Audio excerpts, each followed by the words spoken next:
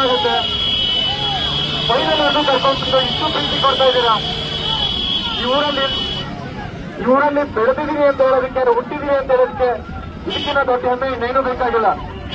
ಎಲ್ಲರಿಗೂ thank you so much. Bigg Boss ಮನೇಲಿ ಹೇಳಿದ್ದೆ ಈ ಊರಿನ ಋಣ ಹೇಗೆ ತೀರಿಸಬೇಕು ಅಂತ.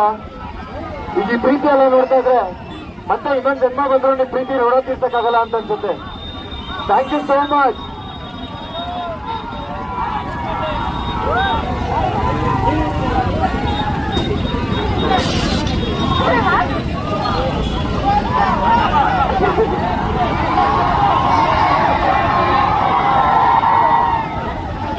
ಎಲ್ರಿಗೂ ನಮಸ್ಕಾರ.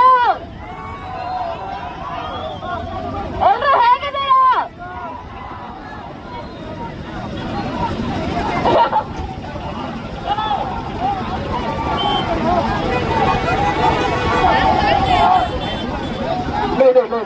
ಮೈಕ್ ಇಲ್ಲ, ಸೌಂಡ್ ಕೊಡಿ ಹಂಗೆ ಮೈಕ್.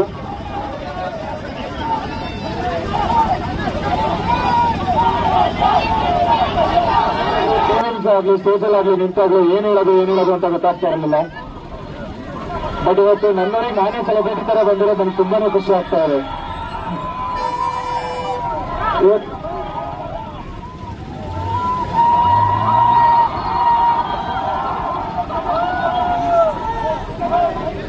ಇವರಲ್ಲಿ ಜಾಗ ಕೊಟ್ಟಿದ್ದೀರಾ,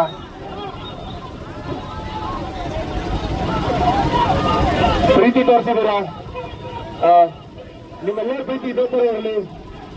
ಇನ್ನೂ ನೀವೆಲ್ಲರೂ ತಲೆ ಫೋನ್ ಆಗಿರ್ಬೇಕು. ನನ್ನ ಹೆಸರು ಹೇಳಿದ್ರು ಆ ತರ ಕೆಲಸಗಳು ಮಾಡ್ತೀರಿ. ಖುಷಿ ಮಾತಾಡ್ತಾ ಇಲ್ಲ. ಥ್ಯಾಂಕ್ ಯು ಸೋ ಮಚ್ ಎಲ್ಲರಿಗೂ. ನಿಮಗೆ ಪ್ರೀತಿ ಓಡಾಡ ನಾನು ಯಾವತ್ತೂ ತಿರ್ಸಕ್ಕಾಗಲ್ಲ.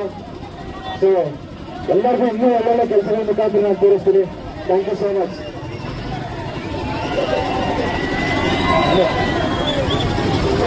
ಹಾಯ್